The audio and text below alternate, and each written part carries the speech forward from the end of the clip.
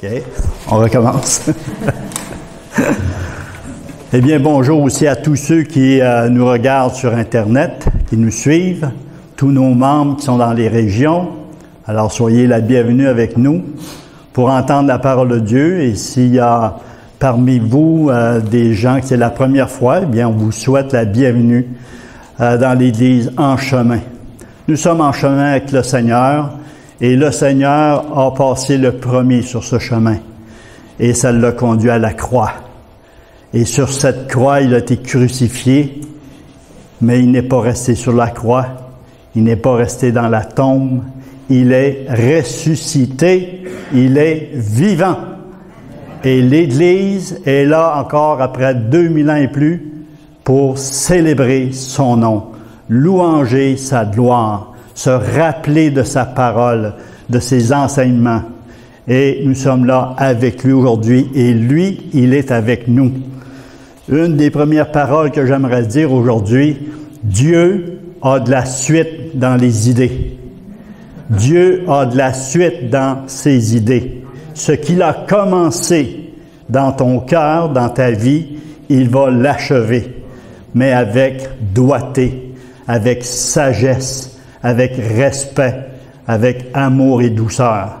Parce que notre Dieu, notre Père au cœur de mère, sait très bien approcher ses enfants, approcher ses fils et ses filles et faire un tel travail de transformation à l'image de son Fils.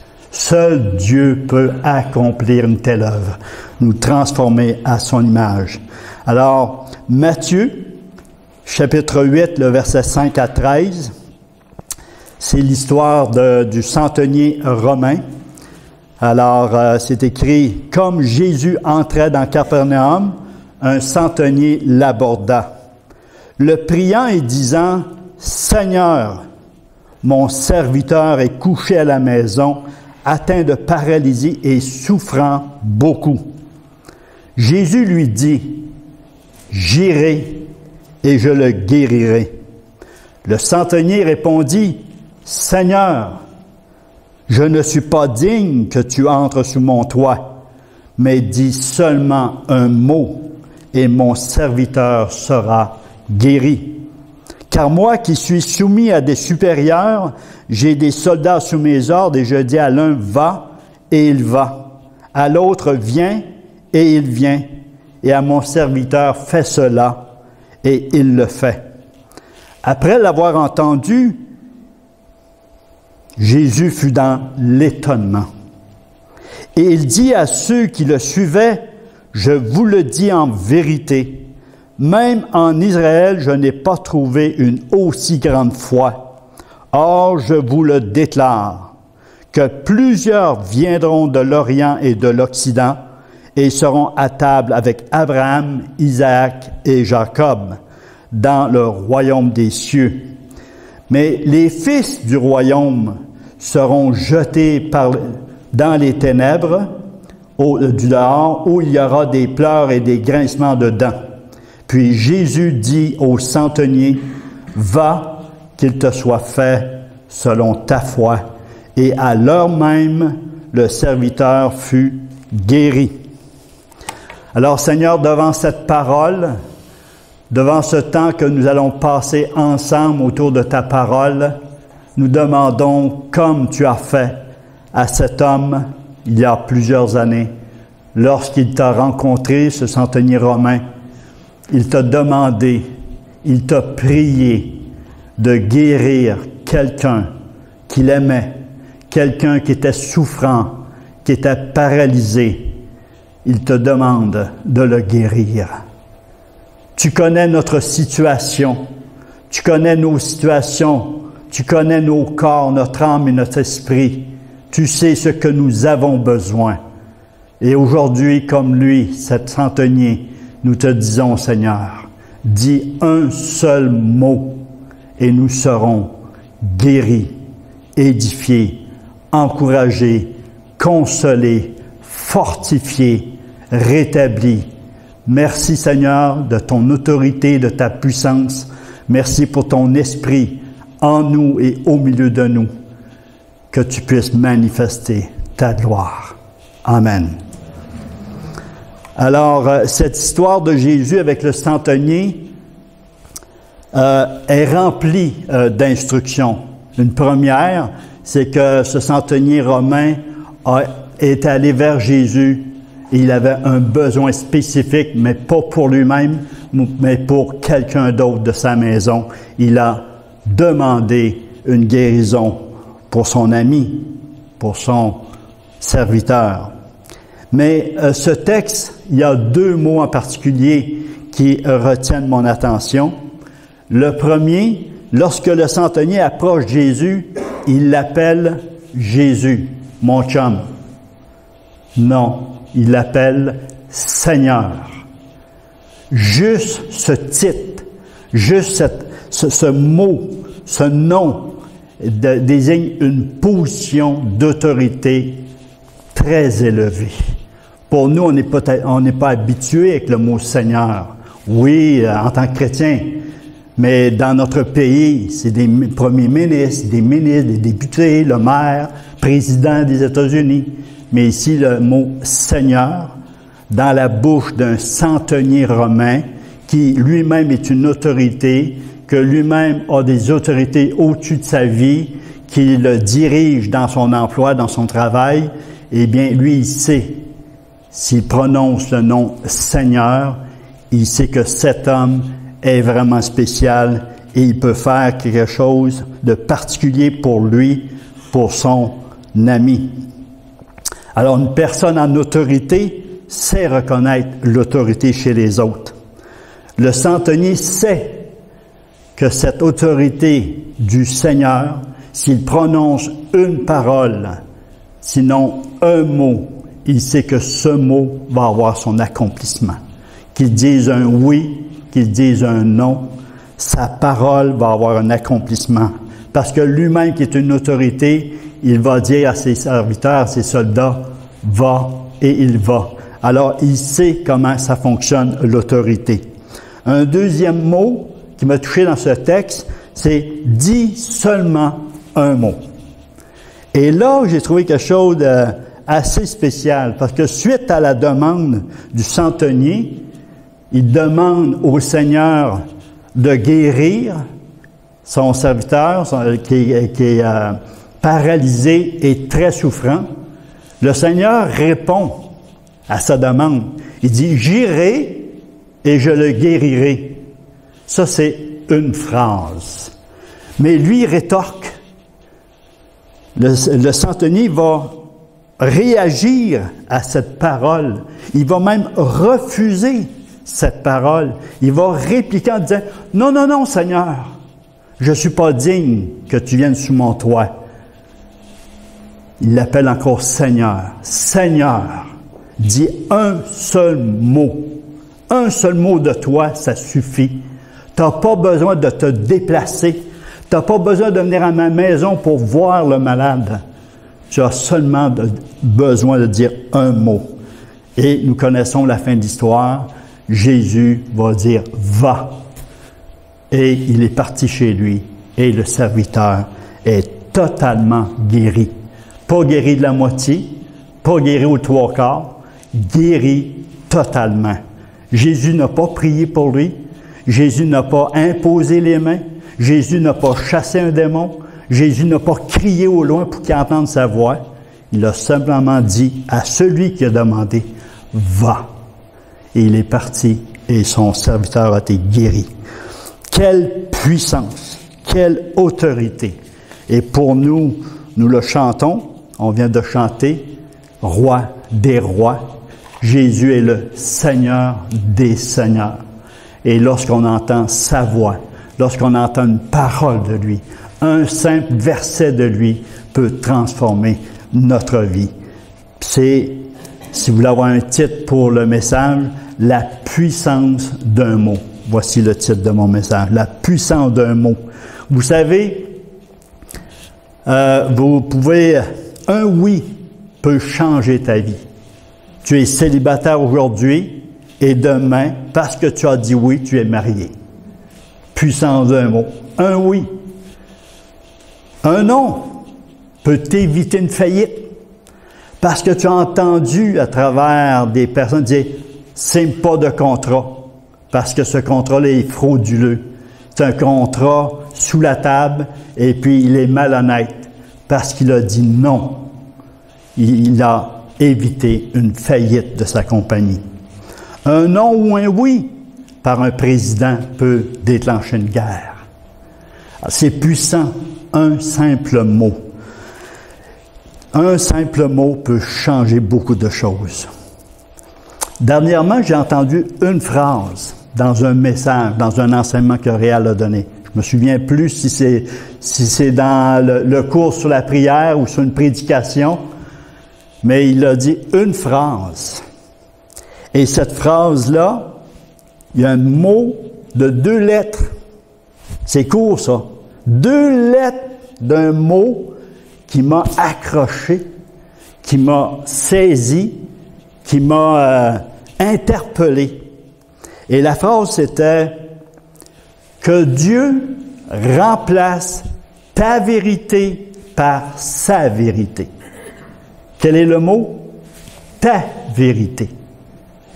Que Dieu remplace, Michel, ta vérité par sa vérité. Un simple mot. Ta. Il n'a pas dit que Dieu remplace ton mensonge par sa vérité. C'est là que ça m'a comme titillé, ça m'a venu me questionner. Que Dieu remplace ta vérité par sa vérité. Voyons donc, ça n'a pas d'allure. Mais vous savez, le Saint-Esprit, quand il veut déposer une vérité, travailler dans ton cœur, dans ta vie, dans ton intelligence, il est très persévérant. Il fait un travail fantastique.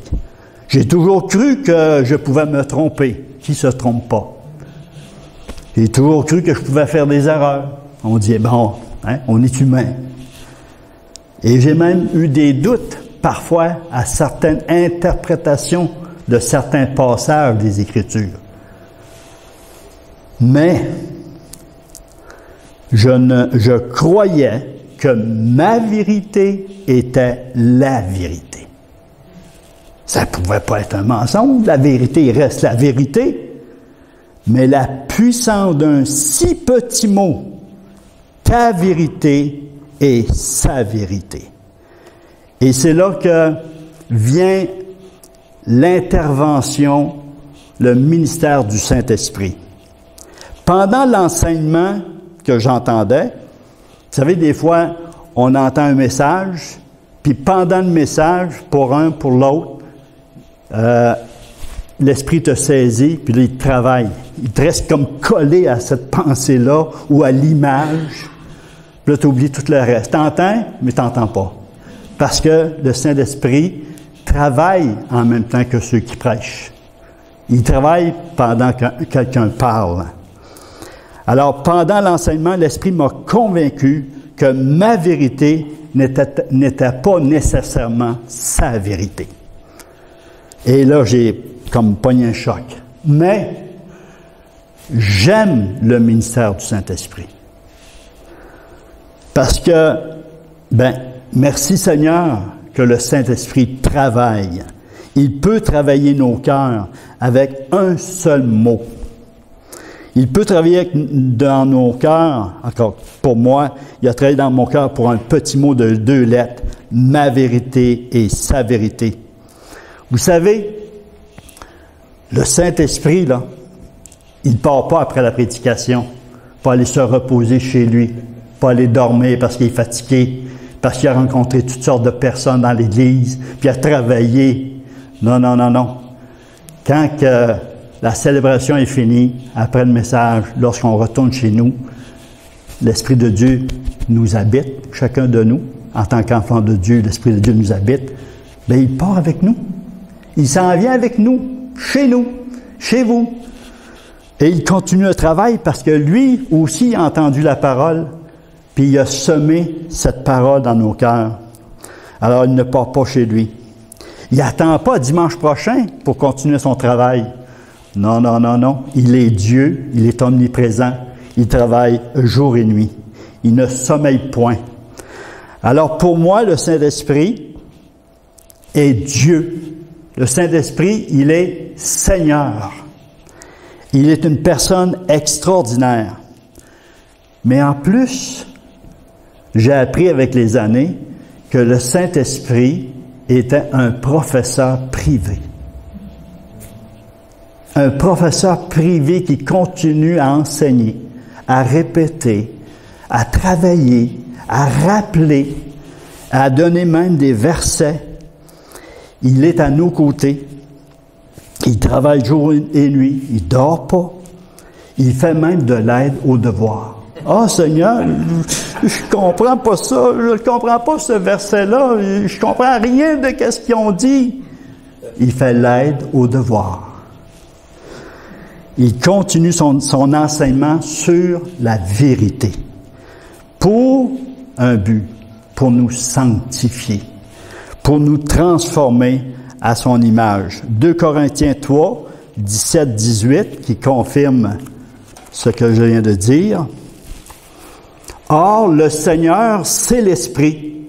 Et là où est l'Esprit du Seigneur, là est la liberté. Nous tous qui, le visage découvert, contemplons comme dans un miroir la gloire du Seigneur, nous sommes transformés en la même image, de gloire en gloire, comme par le Seigneur, l'Esprit. Alors, l'Esprit continue l'œuvre de Dieu par la parole, par la vérité. Il est persévérant, il est patient. Et lorsque j'ai entendu cette phrase-là, et ce petit mot très agaçant, ta vérité, dans la même semaine, imaginez, il n'a pas perdu de temps. Dans la même semaine, l'Esprit a confirmé cette vérité par un verset. Et c'est Jean 17, 17. Et le mot est écrit textuellement. Sanctifie-les par ta vérité. Ta parole est la vérité.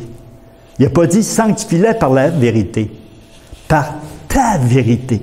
Exactement qu'est-ce que Réal avait dit dans son enseignement. Dieu,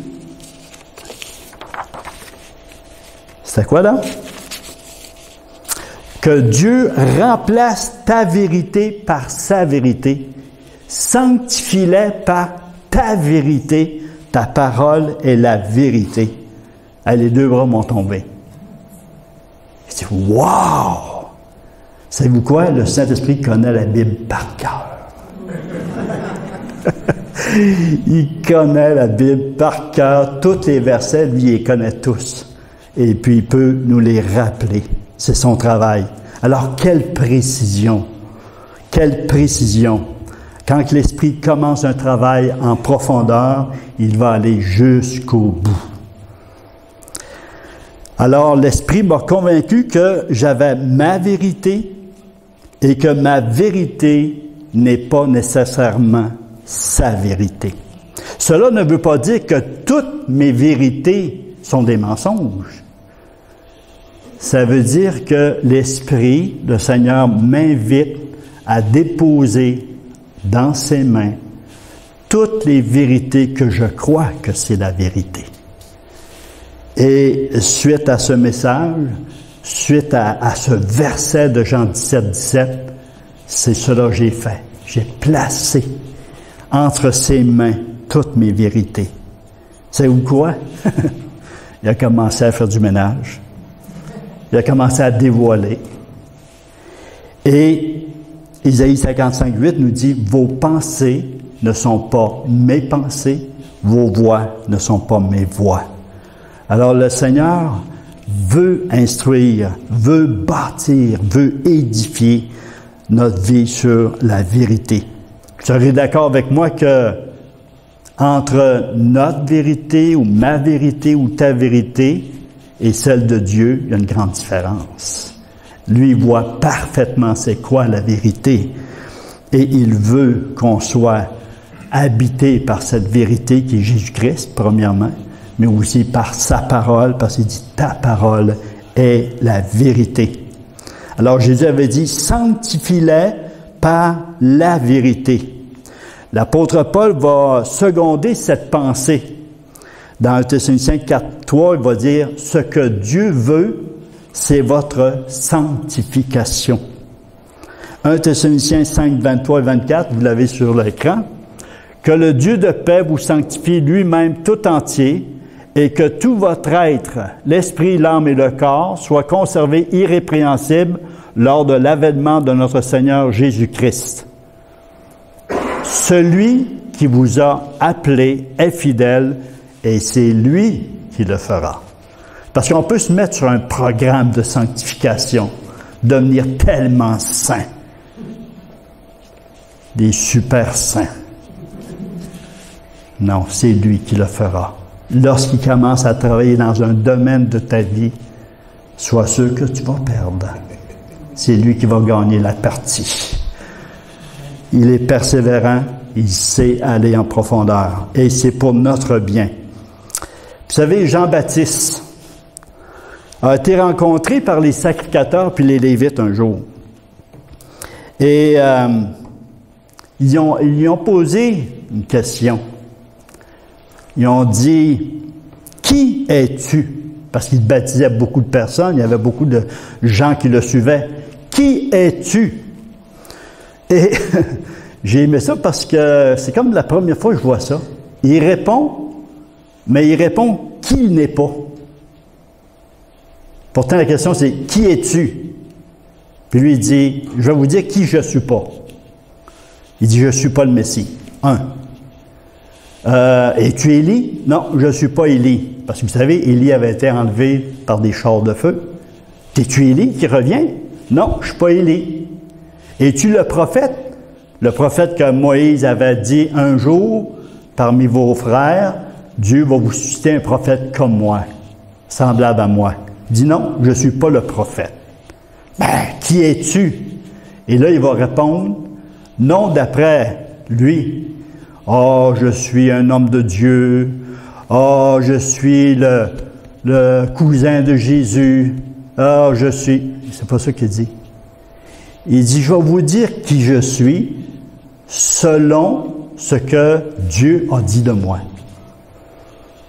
Il dit, selon Isaïe le prophète, il dit de moi, je suis la voix qui crie dans le désert, qui prépare le chemin du Seigneur.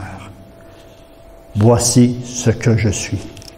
Voici qui je suis. Et cela me fait poser une question à moi-même, et je vous la pose. Est-ce que tu sais qui tu es selon Dieu, selon le Seigneur, selon sa parole? Et j'ai resté surpris parce que souvent on dit, ben toi, qui t'es? Ben, je suis un chrétien, je suis un chrétien évangélique, je suis un chrétien baptiste, je suis un chrétien. Ah oui? Savez-vous quoi?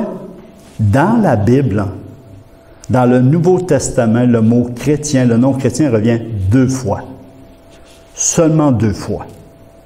À ma grande surprise. Mais l'apôtre Paul, lui, lorsqu'il s'adresse aux chrétiens, il les appelle d'un autre nom. Et juste dans ses épîtres, 60 fois, ce nom leur revient. Wow! C'est surprenant. Est-ce que vous voulez savoir c'est quoi le nom? Voulez-vous risquer? Ça serait quoi? Saint. Exactement. Le mot saint. Jésus dit, sanctifie-les par ta vérité. Ta parole est la vérité. Et la première œuvre que le Seigneur fait lorsqu'on est né de nouveau, il nous positionne en tant que saint. Un saint, c'est quelqu'un qui est mis à part. C'est quelqu'un de spécial. Vous savez, je l'ai déjà dit, peut-être ici, dans une des prédications, j'ai un fils qui s'appelle Gabriel. Il est le seul qui peut m'appeler papa. J'en ai seulement un. C'est le seul qui peut m'appeler papa. Alors nous sommes fils et on peut appeler Dieu papa. Mais Dieu, il est 3 fois saint. Il dit, je suis 3 fois saint. Je t'ai créé à mon image à cause de l'œuvre de Christ. Tu seras un saint mis à part. Nous avons cette position en Jésus-Christ dans les lieux célestes, c'est scellé pour l'éternité. Mais maintenant, il dit, mon esprit, par ma parole, par ma vérité, va t'emmener dans une sanctification, une mise à part pour sanctifier ton corps, ton âme et ton esprit, pour qu'il soit tout au Seigneur. Vous savez, il y a une seule vérité. Il ne peut y avoir deux vérités. Et ça, c'est quelque chose qui m'agace à chaque fois. Ah ben Claude, toi, tu as ta vérité, puis moi, j'ai la mienne. Puis on est deux chrétiens, puis on est deux saints. Deux enfants de Dieu, deux fils de Dieu. Deux hommes qui lisent la Bible. Comment ça, qui peut avoir sa vérité, puis moi, ma vérité? Fait qu'il y en a sûrement un des deux qui est dans l'erreur, ou les deux dans l'erreur, puis lui, il a la vérité sur le point. Alors, il faut demeurer humble devant le Seigneur, puis rester enseignable par sa parole, par la vérité, parce qu'il veut nous sanctifier. Maintenant, si j'écris un mot ici sur l'écran, résurrection. Résurrection. Est-ce qu'il y en a que ça graffigne un peu, là, de voir comment c'est écrit? Oui, ben voyons donc, j'ai raison. C'est moi qui l'ai écrit. Ben là, vous ne me croyez pas? Ben, qui peut me garantir que le mot résurrection, il est mal écrit? France. Pourquoi France? Est-ce que la résurrection, il s'écrit un S, deux R, deux S, un R, un S, un R? Ou j'ai raison, c'est deux S, deux R. Qui peut avoir raison?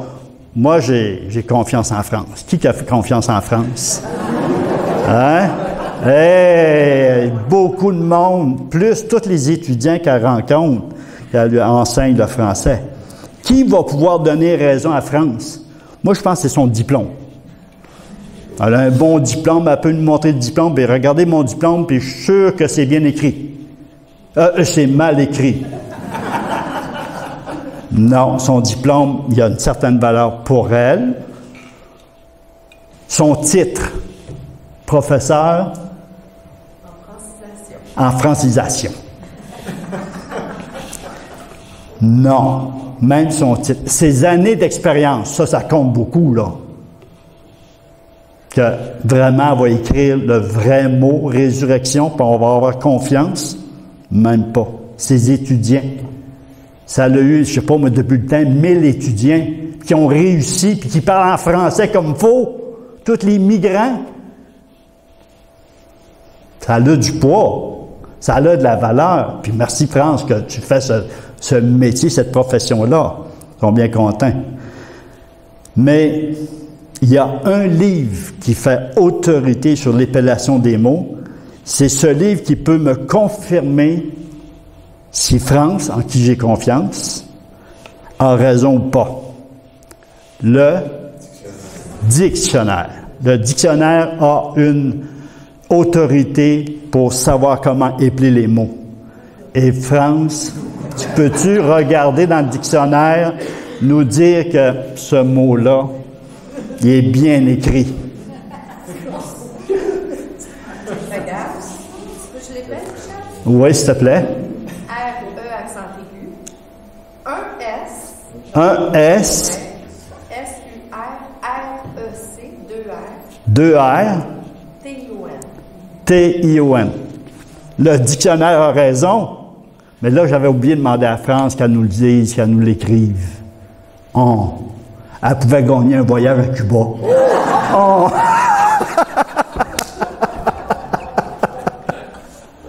Merci beaucoup, France. Merci pour le dictionnaire qui nous a sauvés. Alors, c'est mal écrit.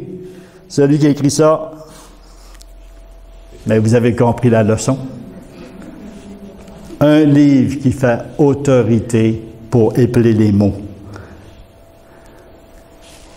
Quand je suis né de nouveau, ma lecture de la parole de Dieu, les enseignements que j'ai reçus ont fait un nettoyage de mes croyances, de mes connaissances, de toutes mes instructions, de tout ce que j'avais reçu, soit de mes parents, soit de mes professeurs, soit du curé, dans le temps c'était le curé, ou des pasteurs, la télévision, l'Internet. On en reçoit beaucoup d'informations, de connaissances. Et on en retient, on y ajoute foi aussi, mais la parole de Dieu est venue nettoyer, est venue purifier, est venue filtrer tout cela. Et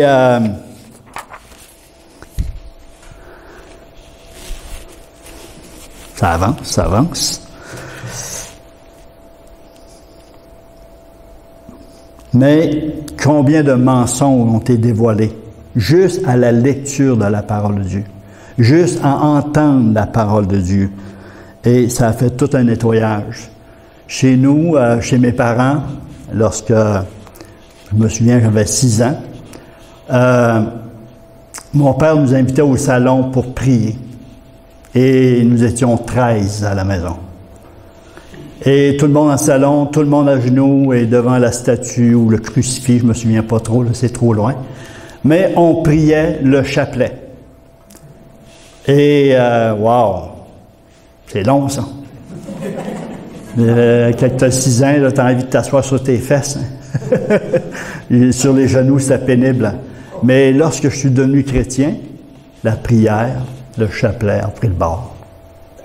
Pourquoi? Parce que la parole de Dieu enseigne autre chose. Ou de prier les morts. Prier les morts. On prie encore les morts aujourd'hui. Et la parole de Dieu dit ne pas interroger les morts. Laissez les morts tranquilles, ils dorment. Ils ne veulent plus travailler, les morts, ils veulent se reposer. Ils attendent le jour de la résurrection. Alors, ça a fait un nettoyage dans mon cœur, dans ma pensée, sur tout ça à cause de la parole de Dieu. Maintenant,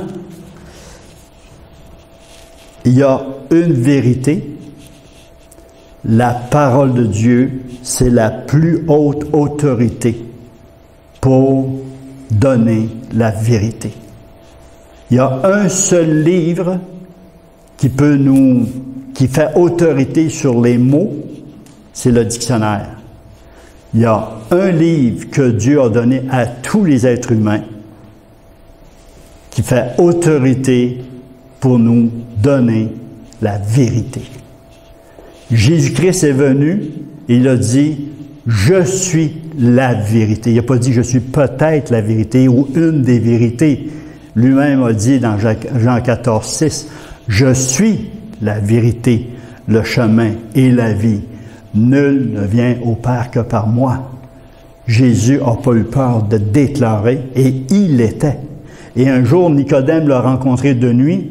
Il lui a dit, « Je sais que tu es un docteur venu de Dieu, parce que les miracles que tu fais, il faut que Dieu soit avec toi. » Et lorsque Nicodème, c'est un docteur très connu en Israël, et docteur Jésus, quand on dit docteur, c'est pas un médecin, là, c'est un enseignant de la parole de Dieu. Alors les deux enseignants, les deux docteurs se sont rencontrés, et qu'est-ce qu'ils font? Ils s'enseignent.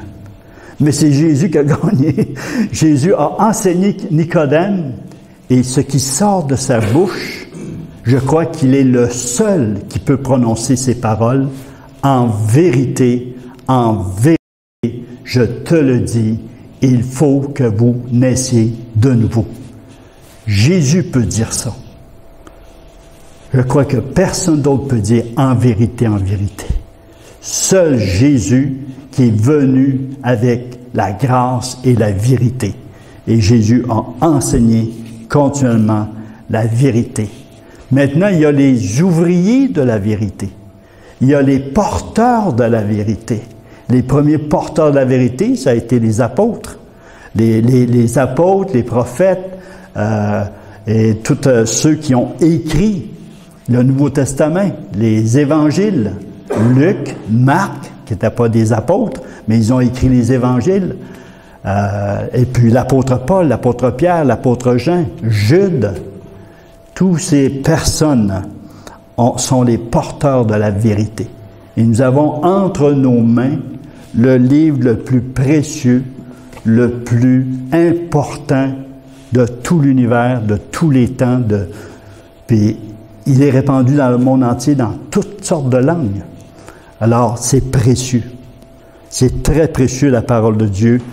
Et Matthieu 13, 24 à 30, et le verset 36 à 43, je vous dis c'est quoi? C'est la parabole. La parabole du blé et de l'ivraie. Et c'est un semeur qui est sorti, puis il a semé, puis ça l'a grandi. Il y avait de l'ivraie et du blé. Vous savez que le blé et l'ivraie, c'est seulement lorsque c'est rendu adulte que tu peux voir vraiment qu'il y a une différence entre les deux. Dans leur croissance, tu ne peux pas les voir. Juste à la fin, tu peux discerner, voir lequel qui est le blé, lequel qui est l'ivraie. Et les disciples ont voulu l'interroger sur cette parabole. Jésus avait donné la parabole du semeur en disant que la semence, c'est la parole de Dieu. La parole de Dieu reçoit toutes les attaques pour être détruite. Et plus loin, il va parler de l'ivraie et du blé. Et il va donner lui-même l'interprétation. Lui-même va donner l'interprétation de cette parabole. Fait qu'on ne peut pas dire autre chose, c'est écrit. Alors, c'est dans les versets 36 à 43 qu'il va donner l'interprétation. Puis il va dire que la semence, la bonne semence. Des fois, on peut mélanger, dire, il avait parlé de la semence, la parabole du semeur, il parle de semence, puis là, il parle encore de la semence. Et il dit, la bonne semence, ce sont les fils du royaume. Mais l'ennemi, c'est le diable. Et l'ivraie, la mauvaise semence, ce sont les fils du diable. Ça veut dire que Jésus, le Seigneur, va chercher des fils du royaume, des filles du royaume, et les place partout dans le monde pour qu'ils puissent porter la vérité, semer la vérité, mais le diable fait aussi la même chose. Lui aussi, il y a ses faux apôtres. Lui aussi, il y a ses disciples. Lui aussi, il y a ses journalistes. Lui aussi, il y a ses enseignants. Et ils répandent le mensonge. Et ça n'a pas pris du temps. La journée que les disciples, ou les gardiens plutôt, du tombeau de Jésus est ressuscité, les gardiens sont partis voir les sacrificateurs, les chefs religieux, puis leur ont dit, écoutez, Jésus est ressuscité. Qu'est-ce qu'ils ont dit? Ils vont dire, dites que ses disciples sont venus le dérober dans la nuit pendant que nous dormions. On va vous donner de l'argent et dites. Dites quoi? Dites le mensonge. Le mensonge sur quoi? Sur la résurrection de Jésus-Christ. Déjà, dès le début, le diable n'a pas perdu de temps. Il a semé le mensonge contre la résurrection. Vous savez, la doctrine de la résurrection, c'est une des doctrines fondamentales, essentielles. Pas de résurrection, là, il n'y a pas de vie.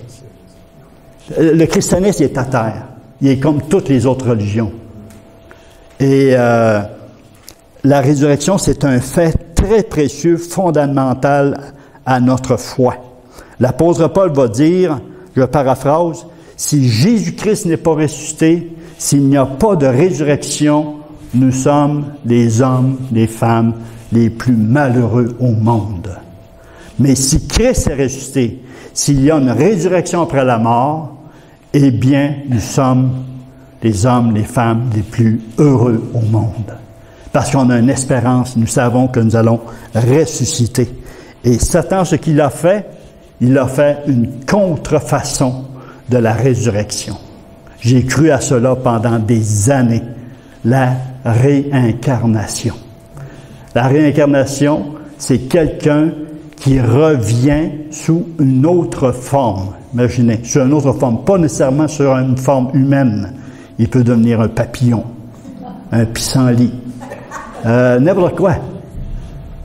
La réincarnation. Et aujourd'hui, on croit fortement à cela. Alors, nous, les porteurs de la vérité, Christ en nous, porteurs de la vérité, la parole en nous, on est invité à le dire.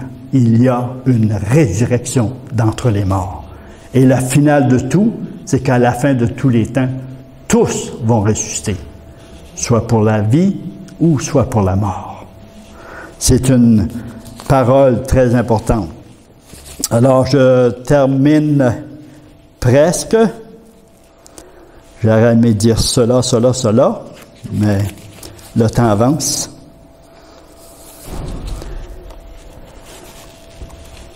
La puissance d'une parole, la puissance d'un enseignement. Proverbe 18, 21. La mort et la vie sont au pouvoir de la langue. La mort et la vie sont au pouvoir de la langue. Vous savez que par un seul mot, j'ai dit tantôt, un seul mot par un président, il peut déclarer une guerre. Une parole de la bouche d'un chrétien peut communiquer la vie. Une parole de la bouche d'un chrétien dans la chair peut produire des dégâts, peut vraiment faire beaucoup de mal. Et si vous avez été avec moi sur le Zoom cette semaine, Sylvain Turcotte, s'il nous entend, Sylvain a vécu quelque chose d'extraordinaire, il était rempli de joie, parce qu'il a reçu une parole. Il dit, je l'ai entendu souvent, cette parole-là. Mais il dit, cette semaine, le Seigneur m'a dit, je t'aime. Et il dit, ça a changé ma vie, ça m'a donné un encouragement pour toute la semaine. Alors, quand l'Esprit de Dieu a besoin de nous dire, je t'aime, au nom du Père, au nom du Fils, il y a quelque chose qui se passe. Et aujourd'hui, peut-être tu as besoin d'entendre de la part du Seigneur. N'oublie pas, je t'aime. Et Sylvain a dit, tu fais rien, je t'aime.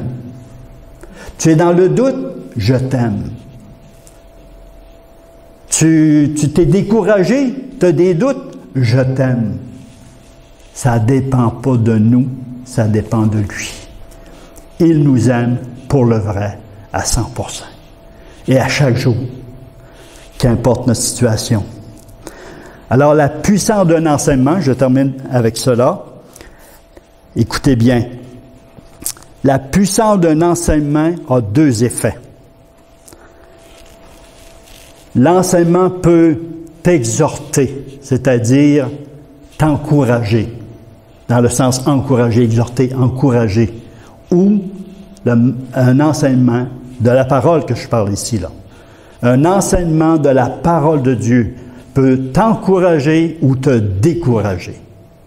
Un enseignement de la parole de Dieu peut illuminer ou te séduire.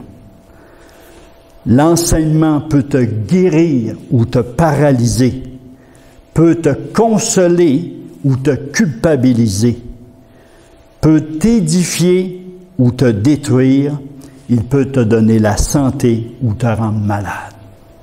Par la parole de Dieu.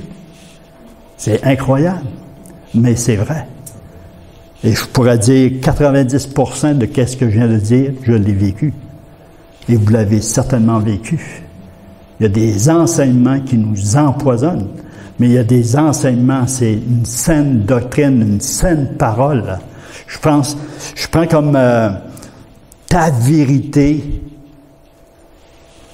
ma vérité, sanctifie-les par ta vérité, ta parole est la vérité. Réal nous a enseigné dernièrement sur les armes de Dieu. Que la prière n'est pas une arme de Dieu. Vous savez pas que ça me fait. Moi, j'enseigne j'ai enseigné, j'ai prêché que la prière est une arme de Dieu. Et puis j'en mettais dedans. Hey, c'est important. La prière, c'est une arme de Dieu. Puis lorsque Réal a présenté cela, ça n'a pas pris de temps au Saint-Esprit. Michel, t'es off. T'es off.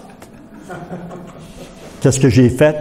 Ben c'est ça. La repentance, il parlait de la repentance, une heureuse repentance. Bien, ça a fait ça. Une repentance heureuse dans ma vie. J'ai mis de côté que la prière n'est pas une arme. La prière, puis ça, on est dans un contexte de guerre, on est dans un contexte qui a un chef de l'armée. Jésus-Christ, c'est notre chef d'armée. Nous sommes des soldats. Mais la prière, c'est un moyen de communication avec le chef de l'armée. « Au secours, je suis pris, il y a des ennemis autour de moi. Seigneur, viens à mon secours! » Et le Seigneur envoie d'autres compagnons, d'autres soldats pour venir te sortir. C'est un moyen de communication, la prière, avec notre grand chef. Alors, la parole de Dieu vient sanctifier, vient libérer, vient guérir. Et je finis. Ça fait 3 fois que je dis ça? 3 fois, hein? Mais là, c'est vrai. Je mets 203. C'est trop bon. Il faut que je le dise, là. C'est que j'ai eu la surprise dernièrement, puis ça, c'est comme un avertissement ou une mise en garde, plutôt. Je vais dire plutôt une mise en garde. Écoutez, j'ai reçu une belle grosse Bible, là. Une belle, dorée toute. Esprit et vie. Hein, tu as la Louis II, la Darby, tu as la Colombe, puis tout ça. Mais là, c'est Esprit et vie. Wow, j'étais content. Belle Bible. À un moment donné, ma femme, elle me l'emprunte, commence à lire dedans. Là, elle tombe sur un commentaire. Sur un commentaire. Là, elle dit, Michel, c'est incroyable. C'est quoi? Ben, viens voir ça. Tout un enseignement sur la perte du salut. Aïe, aïe, aïe. Et je l'aime un petit peu moins, là. Mais ce que je veux dire ici, c'est que c'est pas la Bible qui est fausse. La parole de Dieu, elle est intacte. Elle est vraie. Elle est autorité de Dieu. Mais là, les commentaires, ceux qui... Imaginez comment c'est sournois. On prend la Bible, on insère des commentaires dedans. Et puis là, les chrétiens, on lit ça. Wow! Ah, j'avais pas vu ça! Soyons sous nos gardes. Soyons vigilants. Prenons pas tout comme du cash. Et même ce matin, je me suis dit, à la place de l'ennemi, là, puis je pense que c'est ça qu'il fait, il vise les grands dans l'Église évangélique. Les populaires, les grands. S'il peut en séduire un, il séduit une foule. Il peut séduire aussi la brebis qui se tient à l'écart, cherche ce qui lui plaît. Mais attention pour ça. Prions pour ceux qui sont en responsabilité de prêcher la parole. S'ils touchent un chef ou quelqu'un en autorité dans un mouvement d'Église, il peut en séduire beaucoup. Et, dernier conseil, si vous écoutez des messages sur Internet, écoutez-en plus qu'un message. Je me suis fait prendre en cours dernièrement. J'ai écouté un message, 2 messages, 3 messages. Wow! C'est bon! 4e message, prêchait sur la perte du salut. Avec Jean 10, 27, 28, Jésus dit, personne ne les ravira de mes mains. Et mon Père qui est plus grand que moi, personne ne les ravira les mains de mon Père. Et lui y ajoute, c'est son interprétation, mais toi, tu peux sortir de ses mains. Quoi? Tu peux sortir de... Qui voudrait sortir des mains de Dieu? C'est la plus belle place, la meilleure place au monde, la plus sécurisante au monde. C'est d'être dans les mains de Dieu. Puis, le ticoun, tu vas sortir de ses mains. Crime. Ça marche pas l'affaire. Fait que j'ai mis un X sur le monsieur qui disait ça. Merci Seigneur. Seigneur, merci pour ton amour, ta patience, ta persévérance. Merci pour l'œuvre de ton esprit dans nos vies, par ta parole, la vérité. Merci de nous garder, de nous rendre vigilants. Merci de nous aider en tant qu'Église, en tant que frères et sœurs. Merci pour cette grâce que tu nous as faite. Et merci qu'on est dans tes mains, dans la protection la plus sublime de tout l'univers. Merci Seigneur. Amen.